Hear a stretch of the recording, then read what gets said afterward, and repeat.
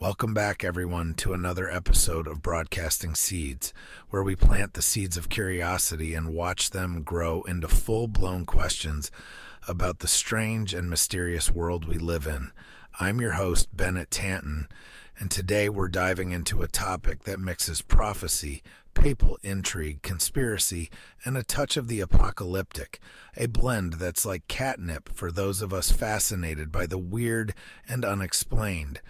We're talking about two major prophecies that have haunted the Catholic Church and captivated believers, scholars, and conspiracy theorists for centuries: the prophecy of the popes and the prophecy of John XXIII.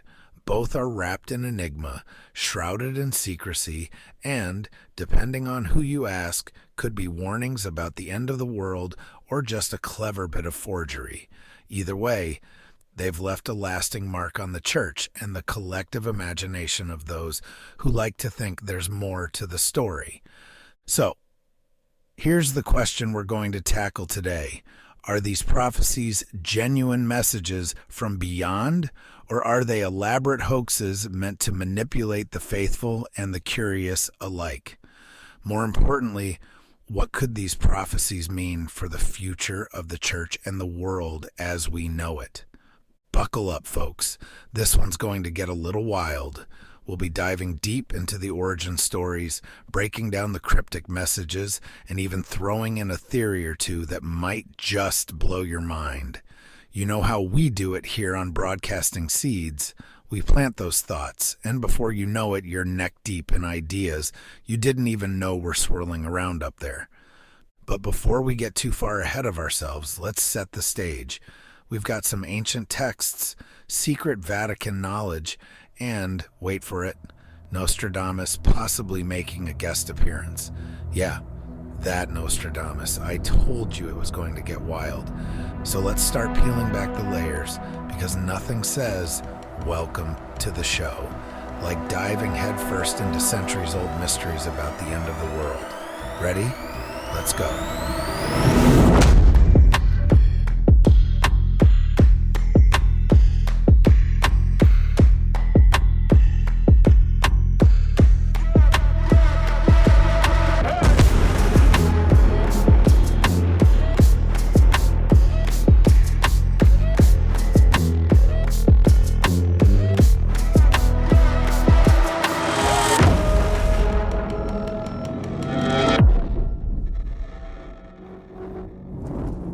All right, we've got the green light, so let's jump right in.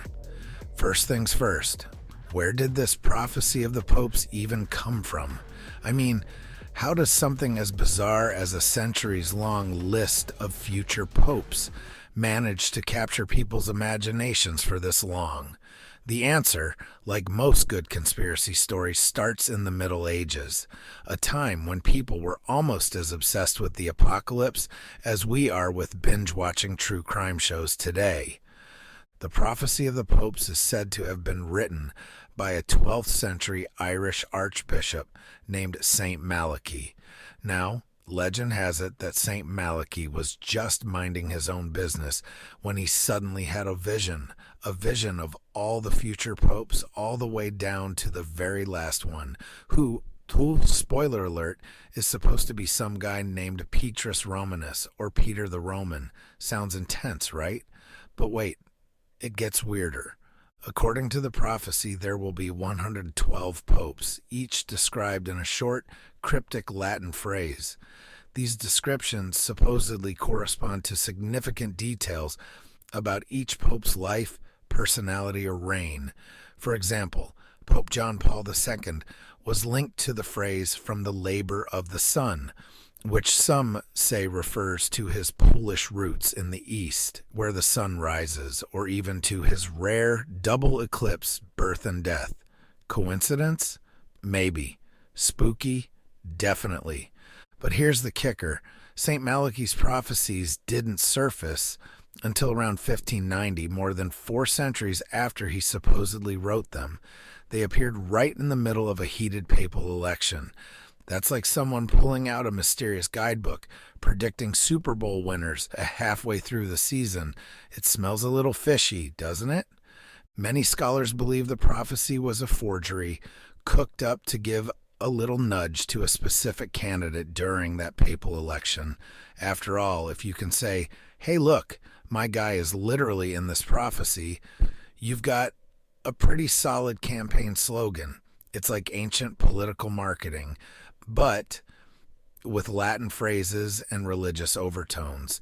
Now, despite the shady origins, people kept coming back to this prophecy, especially because some of the phrases seem eerily accurate when looking at the line of popes from the 16th century onwards. Of course, skeptics argue that these descriptions are so vague they could apply to just about anyone.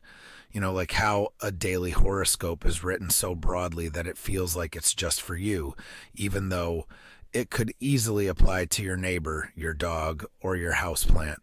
But vague or not, the prophecy rolls on, and here's where it gets really juicy, because we're currently on Pope Francis, who, according to some interpretations, might just be the second to last pope.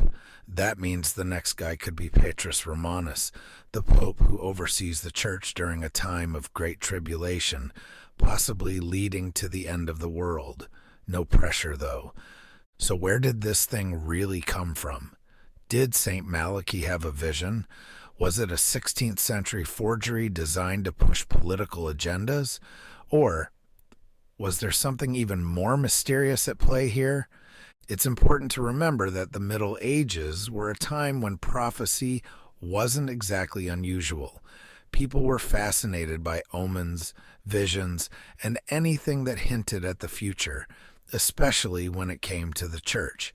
It's entirely possible that someone, maybe even several someones, over the years decided to play into that fascination by crafting this long-running narrative about the fate of the papacy. But this isn't the only prophecy circling the Vatican like a hawk, eyeing its next meal. Oh no, there's more to this story, because the 20th century gave us another wild set of predictions, courtesy of none other than Pope John XXIII. And trust me, it's got everything you'd expect from a good conspiracy theory: secret writings, hidden knowledge, and predictions that stretch into our modern world. But before we jump into that rabbit hole, let's pause for a moment to consider what this prophecy of the popes tells us about the time it emerged in. Was it a tool of manipulation, a genuine divine vision, or just another historical oddity that gained a life of its own? Wherever you land on that, one thing's for sure: the prophecy has staying power, and with only one more pope to go, according to some interpretations, we might not have to wait long to see how it all plays out.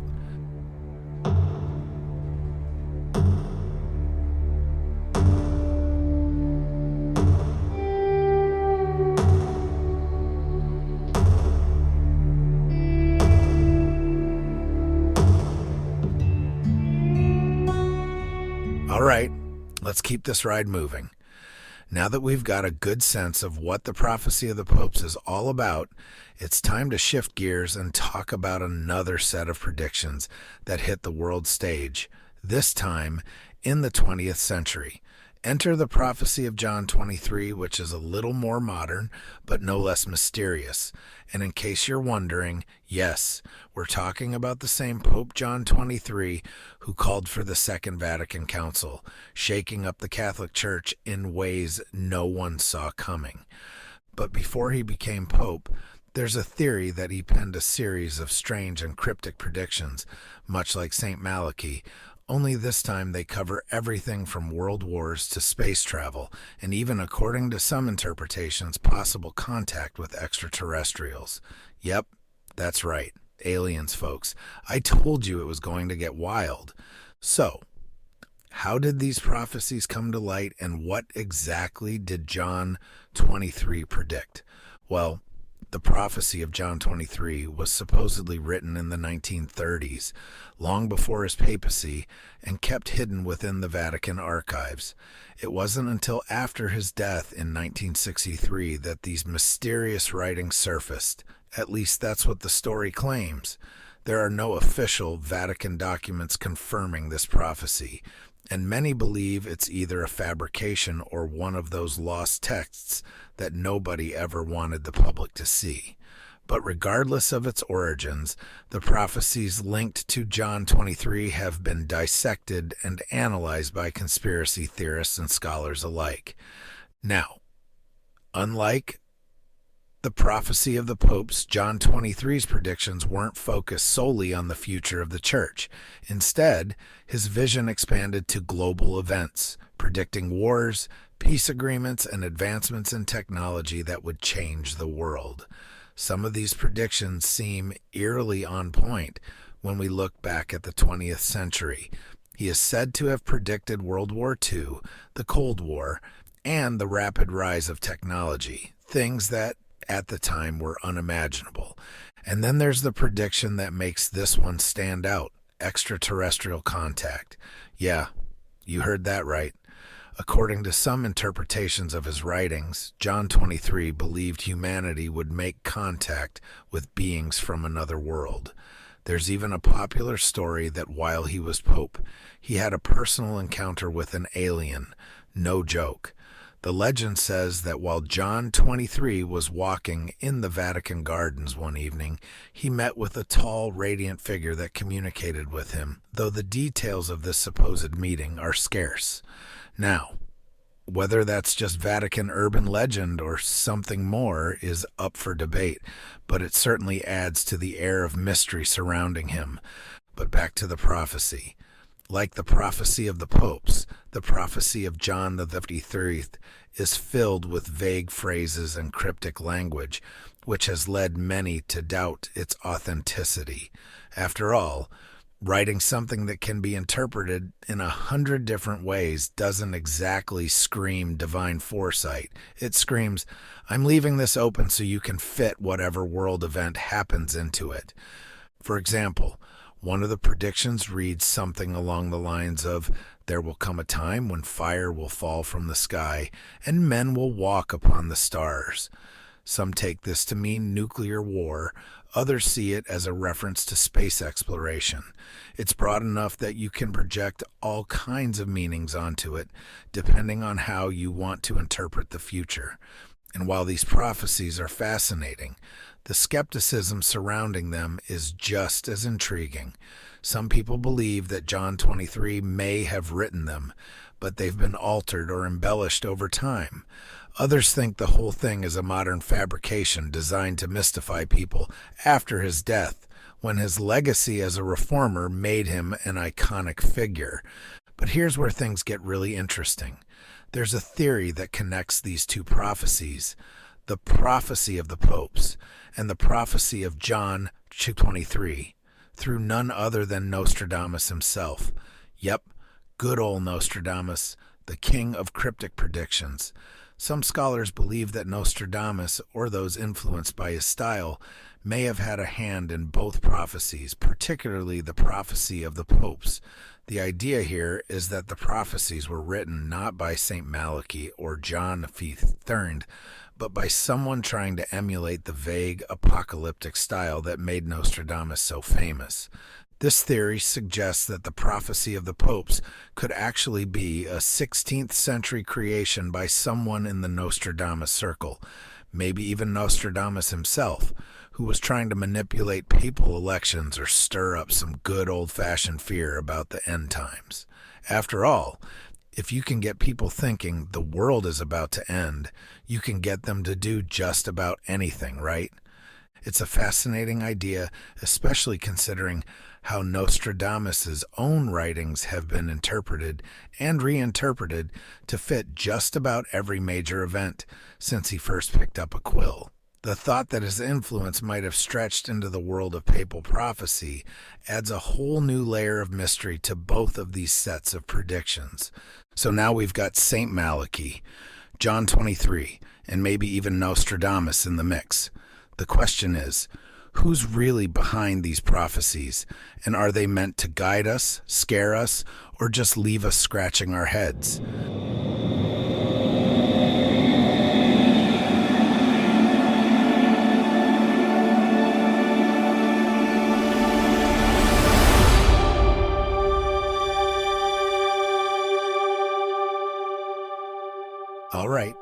Let's keep this train rolling now that we've laid the groundwork for both the prophecy of the popes and the prophecy of John 23, and even tossed Nostradamus into the mix.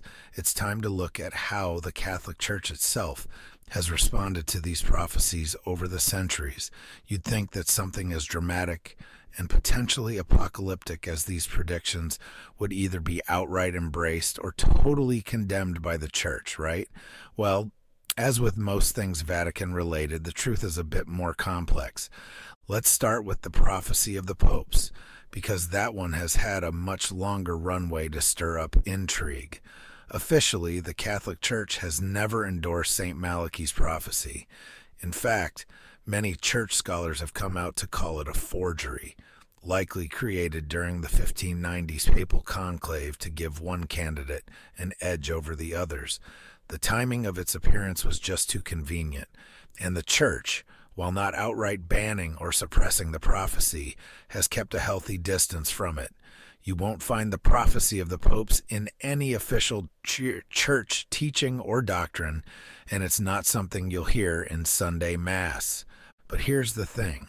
Just because the Church hasn't embraced the prophecy doesn't mean it hasn't influenced the faithful or even the way popes are viewed. Throughout history, popes and their supporters have sometimes leaned into the prophecy, especially when the cryptic Latin descriptions line up eerily well with actual events. Take, for instance, Pope Benedict XIV, whose phrase in the prophecy was "religion depopulated," which many took to refer to the devastation of World War I and the disillusionment that followed. While Benedict himself never acknowledged the prophecy, it's hard to ignore how some of these descriptions seem to fit. And let's not forget about the apocalyptic undertones of the final pope, Petrus Romanus. The idea that the papacy itself could end, or that the Church could face its greatest trial under this mysterious figure, has hung over the heads of some believers like a dark cloud. In the same way, people get jittery about Nostradamus's predictions when they seem to line up with real-world events. The prophecy of Petrus Romanus has caused more than a few Catholics to wonder whether the end times might really be around the corner. Now, let's pivot to the prophecy of John 23, which is an even trickier subject for the Church. John 23 was a beloved pope, known for his warmth, humility, and for convening the Second Vatican Council, which brought sweeping reforms to the Church in the 1960s. His legacy is one of openness and modernization, so the idea that he left behind a secret set of cryptic, mystical prophecies doesn't quite fit with the image most people have of him. The Church has been even more guarded when it comes to this prophecy. It's not part of any official narrative, and there's little evidence to suggest that John 23 himself ever wrote anything like it. In fact, much like the prophecy of the popes, it's widely considered a hoax, or at least heavily embellished after his death to cash in on his popularity. But here's where things get a little sticky. Despite the Church's reluctance to engage with these prophecies, both sets have had an undeniable impact on the way people view the papacy and the future of the Church. The idea that the Vatican might be sitting on secret knowledge about the end times, global upheavals, or even extraterrestrial life has fueled countless conspiracy theories over the years. And while the Church doesn't officially support these ideas, it also hasn't done much to dispel them. In fact, the Vatican is known for its secrecy, which only adds fuel to the fire. The Vatican archives are rumored to contain all sorts of hidden documents, some of which conspiracy theorists believe could confirm the prophecies, or at least offer more clues about their origins. While the Church would argue that its secrecy is about preserving sensitive historical documents and maintaining its spiritual authority, others see it as evidence that there's something deeper going on. So where does this leave the average Catholic? For most, these prophecies are interesting, but not central to their faith. The Church is, at its core, about guiding its followers spiritually, not engaging in end-time speculation.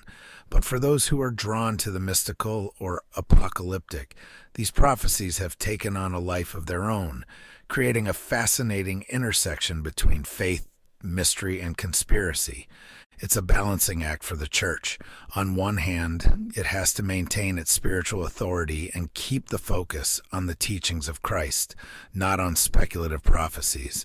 On the other hand, it can't completely ignore the fact that these predictions have gripped the imagination of millions and have, at times, seemed uncannily accurate.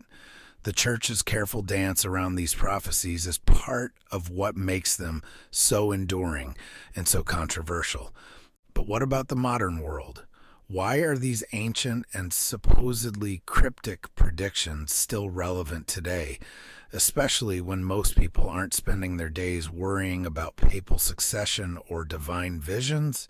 Well, that's what we'll dive into next, the surprising ways these prophecies are influencing modern thought, culture, and even global events.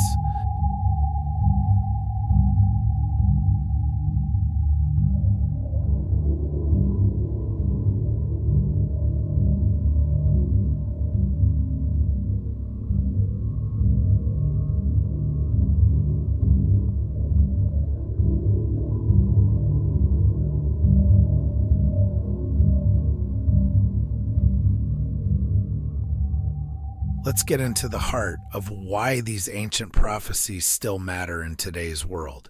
You might be thinking, okay, so the prophecy of the popes and the prophecy of John 23 are interesting historical footnotes, but why should I care about them now?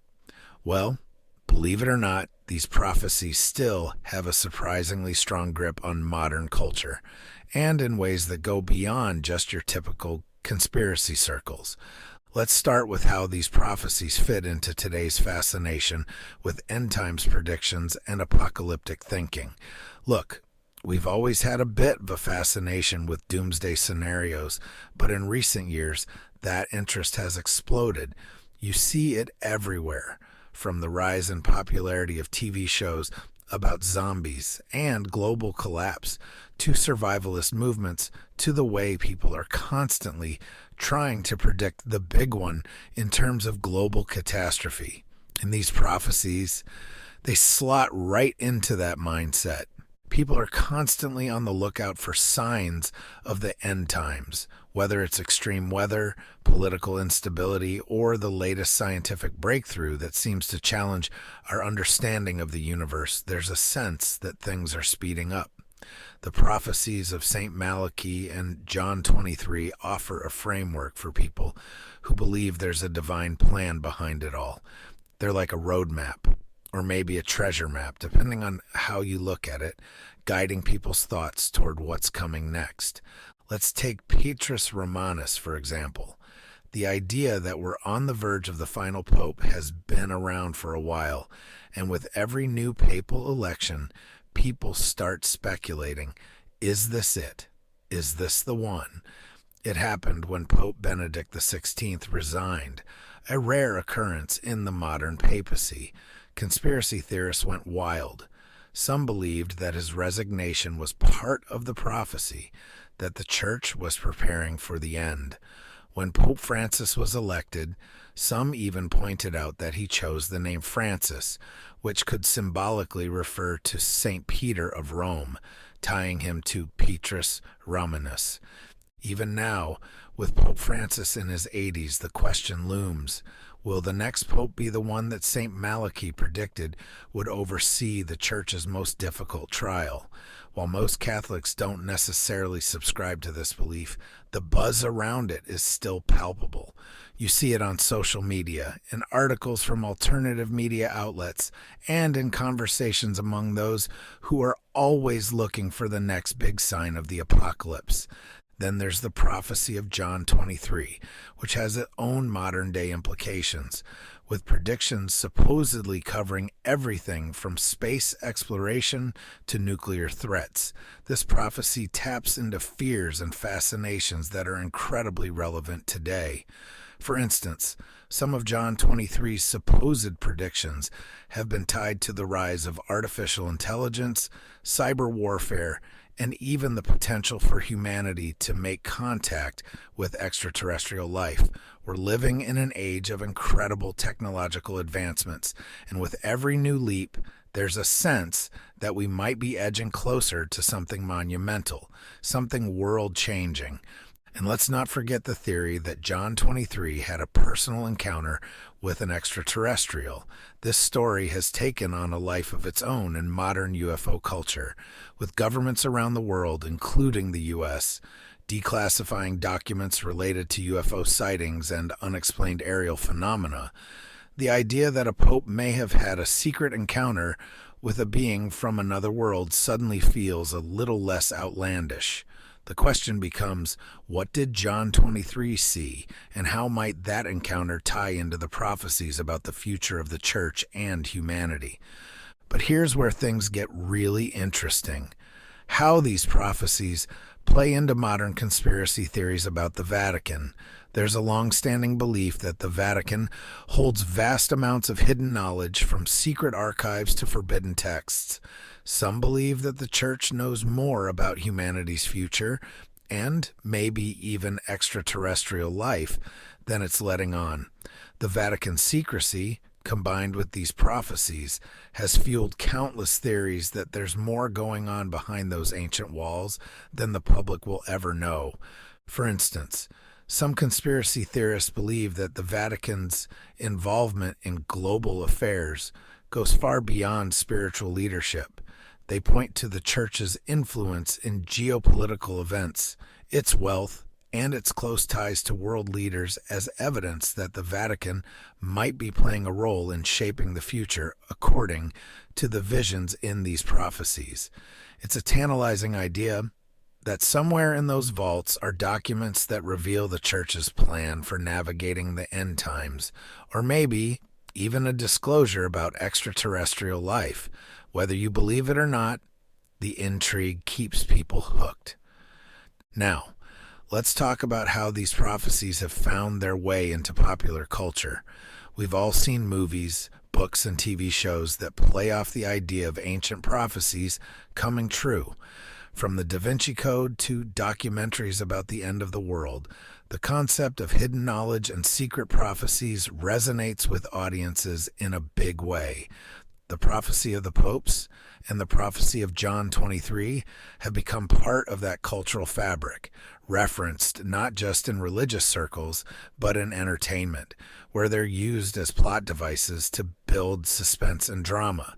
But more than just being cultural curiosities, these prophecies tap into a deeper human need to understand the future, to find meaning in the chaos, and to believe that someone somewhere knows what's coming next. In a world where uncertainty seems to be the only constant, these ancient predictions offer a sense of direction, even if they're cryptic and open to interpretation. And that's why they continue to matter today. They speak to our fears, our hopes, and our deep-seated need for answers in a world that feels increasingly unpredictable. Whether they're genuine prophecies or clever forgeries, they've become part of the broader conversation about where we're headed as a species. In the next section, we'll wrap it all together and talk about what these prophecies might mean for the future of the Church and humanity. Could they be guiding us toward a great transformation, or are they just relics of the past, forever open to interpretation?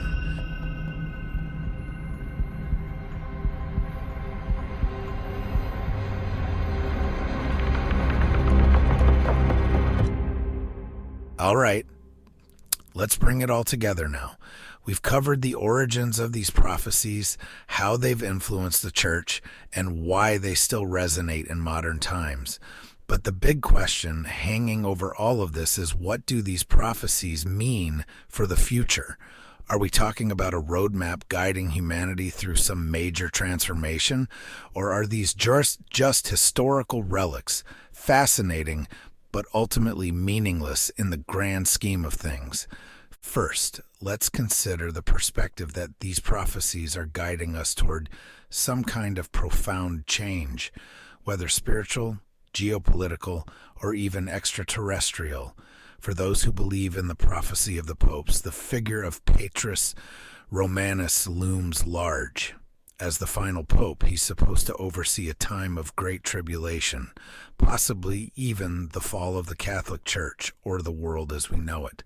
The Church, being a central institution in global history and culture, holds an enormous influence, not just over its 1.3 billion members, but over world affairs in general.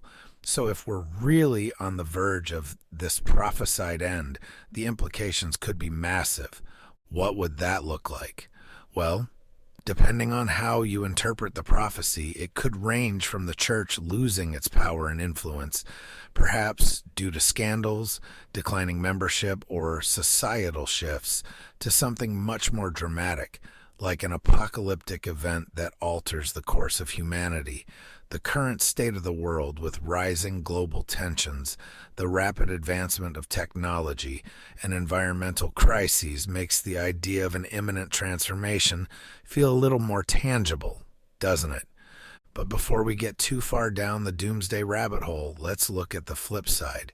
What if these prophecies, as some scholars suggest, are nothing more than historical curiosities or even intentional forgeries? After all, the prophecy of the popes appeared during a politically charged papal election, and the prophecy of John XXIII wasn't even public knowledge until after his death. Maybe these predictions were just tools used by certain factions to influence people or push a particular agenda. If that's the case, then the real power of these prophecies doesn't lie in their accuracy, but in their ability to capture the imagination. They've become cultural touchstones because they tap into universal human themes: fear of the unknown, the desire to understand the future, and the search for meaning in an often chaotic world. Even if they're just clever pieces of historical fiction, they've taken on a life of their own, becoming part of the broader narrative that shapes how we think about the future. And then, of course, there's the question of extraterrestrial life. If John XXIII really predicted contact with beings from another world, or if he had his own personal encounter, as the legends suggest, what does that mean for us? In a world where governments are slowly starting to acknowledge the existence of unexplained aerial phenomena, the idea of a pope being aware of, or even interacting with extraterrestrials, takes on a whole new level of intrigue. Could it be that some of these prophecies aren't just about the church or humanity, but about our place in the universe? The idea that the Vatican might be sitting on secret knowledge about life beyond Earth isn't as far-fetched as it once seemed. After all, if anyone were to have access to that kind of information, it would make sense that it would be kept within the Vatican's closely guarded archives. If John XXIII or his predecessors had any inkling of this, it would add a whole new layer of meaning to his prophecies, especially if he believed that such contact would have spiritual implications for humanity. So, where does that leave us? Are we on the brink of an apocalyptic trial for the church, as the prophecy of the Pope suggests? Or are we heading toward a new era of understanding, where we're forced to confront the reality of our place in the cosmos? Maybe it's both. Maybe these prophecies are preparing us for a transformation that goes beyond the church itself and touches on something much bigger, something that reshapes our entire view of existence. But here's the thing: regardless of whether these prophecies are real or not, they've done something incredibly powerful. They've sparked thought, debate, and curiosity. And isn't that what prophecy is supposed to do? Whether divinely inspired or just the product of human imagination, these prophecies have planted seeds of wonder in our minds. They force us to think about the future, to question our place in the world, and to prepare, spiritually, mentally, and maybe even physically, for whatever might come next. In the end, the true value of these prophecies might not lie in their ability to predict specific events, but in their ability to get us thinking about faith, about the future, and about the mysteries that still exist in this world, and maybe even beyond it. So what do you think? Are these prophecies guiding us towards something profound, or are they just the relics of an old world trying to find relevance in a new one? Either way, they've certainly left their mark on history and on all of us. All right, that's the big picture. But before we wrap up, I want to know, where do you stand on this? Are you a believer, a skeptic, or somewhere in between? Either way, these prophecies offer a fascinating window into how we, as humans, deal with the unknown.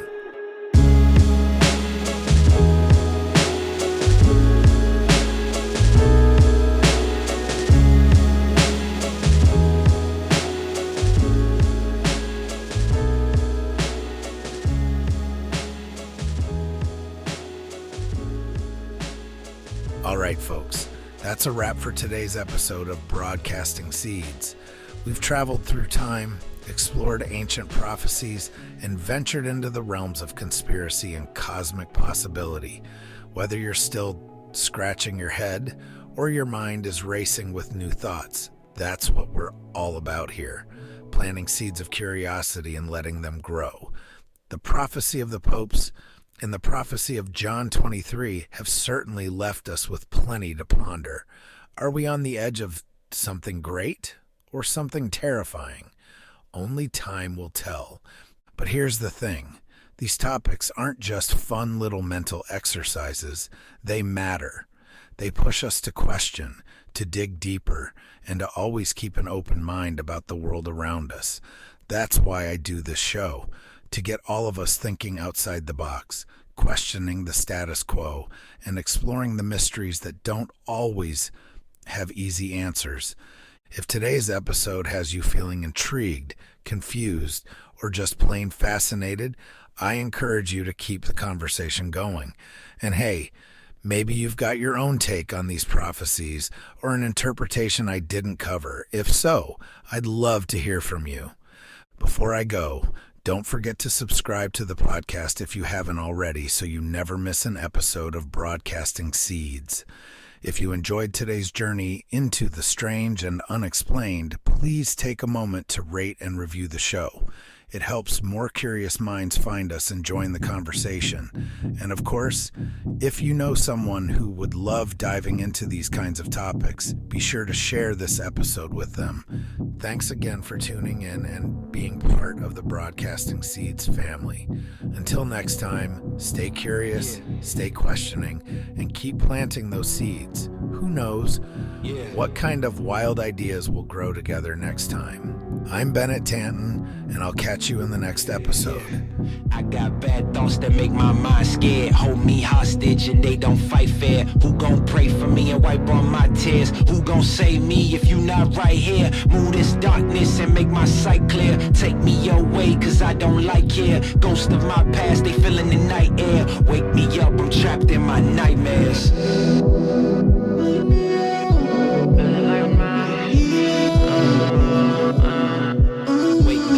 Trapped in my nightmares.